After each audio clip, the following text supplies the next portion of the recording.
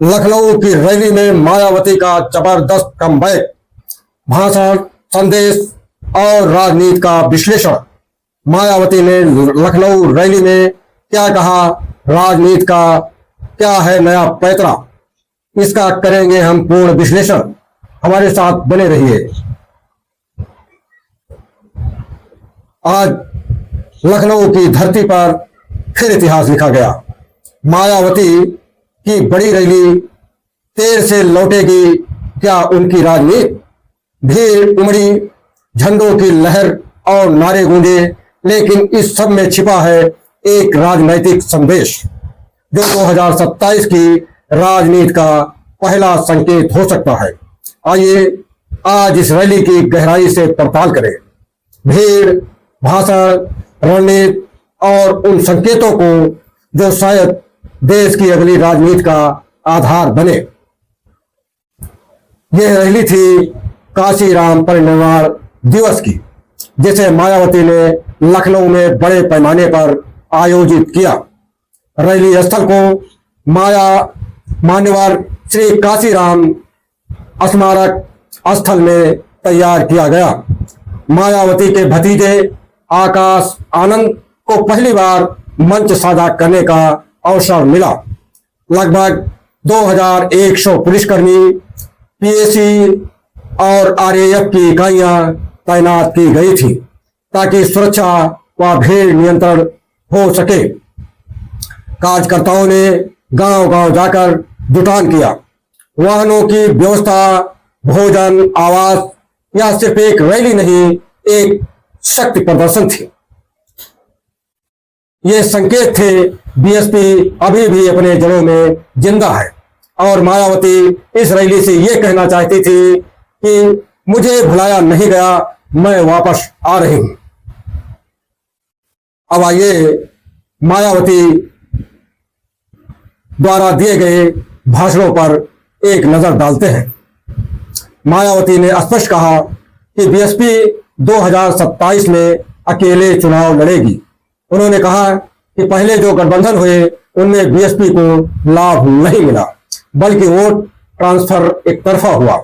इसे उन्होंने एक रणनीति के रूप में पेश किया, मेरा वोट मेरा अधिकार, सरपट नहीं बांटूंगी। मायावती ने एसपी और कांग्रेस को भी निशाना बनाया। एसपी के पीडीए यानी पिछड़ा दलित और अल्पसंख्यक गठबंधन को उन्होंने खाली भाषण कहा। उन्होंने आरोप लगाया कि एसपी ने काशीराम का नाम बाद में याद किया ताकि वोट मिले। कांग्रेस पर भी उन्होंने सम्मान, बर्बरता और इतिहास संबंधी हमला किया। लेकिन साथ साथ ये चर्चे का विषय रहा कि उन्होंने बीजेपी की तरफ नरमी बरती और बीजेपी सरकार को धन्यवाद कहा।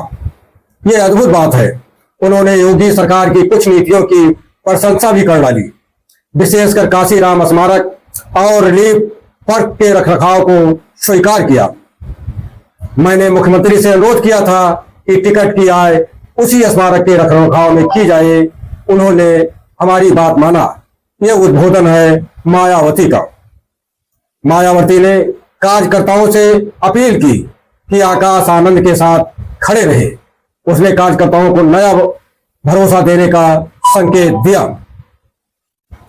अब ध्यान दीजिए कि भाषण में क्या संकेत है, क्या रणनीति है और क्या राजनीतिक संदेश छिपे हुए हैं। उनके भाषण से स्पष्ट होता है कि मायावती अब स्वतंत्र मैदान चाह रही हैं। मायावती ने कहा भी कि पार्टी अकेले चलेगी। यह संकेत है कि उन्होंने वोट बैंक और कैडर को मजबूत करने का भरोसा किया है। उन्होंने अपने भविष्य, पार्टी के भविष्य और नेतृत्व के बारे में भी बता दिया। कहा कि आकाश आनंद को मंच देने से यह स्पष्ट संकेत है बसपा का नया चेहरा अब तैयार हो चुका है। इमेज मैनेजमेंट, बीजेपी से नरमी दिखाना, विरोधाभासी लेकिन राजनीतिक संतुलन की उन्होंने कोशिश की। उन्होंने पीडीए को चुनौती देना, दलित ओबीसी गठबंधन की मजबूती दिखाना, संघर्ष और आत्मनिर्भरता का संदेश देना, ये सब उनके भाषण का अंग था। उन्होंने कहा, हमें गठबंधन की जरूरत नहीं है। उन्होंने कहा कि अब बसपा वापसी की शुरुआत कर रही है। वह मंच से संदेश दे रही है कि वह पिछली हारों से सीखे हैं। मायावती ने एसपी, कांग्रेस और अन्य दलों को गुप्त गठबंधन करने का आरोप भी लगाया। उनका कहना था कि बीजेपी, एसपी, कांग्रेस मिलकर बीएसपी को रोकने की कोशिश करेंगे। यहां उनका हमला न सिर्फ विरोधी पार्टी पर बल्कि राजनीतिक व्यवस्था पर भी था। ईवीएम पर भी सवाल उठाया और वोट ट्रांसफर को भी विषय बनाया। इसके विपरीत उन्होंने बीजेपी सरकार की उन नीतियों की प्रशंसा की जो बीएसपी के शासनकाल में शुरू हुई थी। यह एक रणनीतिक चाल थी ताकि विरोध को भ्रमित किया जाए। मायावती ने रैली में कार्यकर्ताओं से अपील की कि वे अपने अंदर जोश जगाए, आकाश आनंद को समर्थन दे। यह संकेत है कि तेजी से कैडर को मजबूत करना उनका लक्ष्य है। उन्होंने काशीराम की विचारधारा को फिर से जिंदा करने की बात कही। उन्होंने कहा, मैं चली नहीं जा रही, मैं लौट आई हूं जैसा भाव उन्होंने प्रकट किया। यह भावनात्मक जुड़ाव दलित बहुजन वोटर पर काफी असर हो सकता है। उनका यह भाषण सिर्फ राजनीति की नहीं बल्कि संस्कार राजनीति की मंशा दिखाता है। उन्होंने आने वाले चुनाव पर भी संकेत दिया। कहा, यह रैली 2027 विधानसभा चुनाव की शुरुआत हो सकती है। मायावती ने कहा, हम अकेले लड़ेंगे लेकिन चुनौतियां भी कम नहीं। वोट शेयर गिरता जा रहा है। बीएसपी पिछली चुनाव में पीछे रही। पीडीए और आजाद समाज पार्टी की चुनौती भी झेलनी होगी।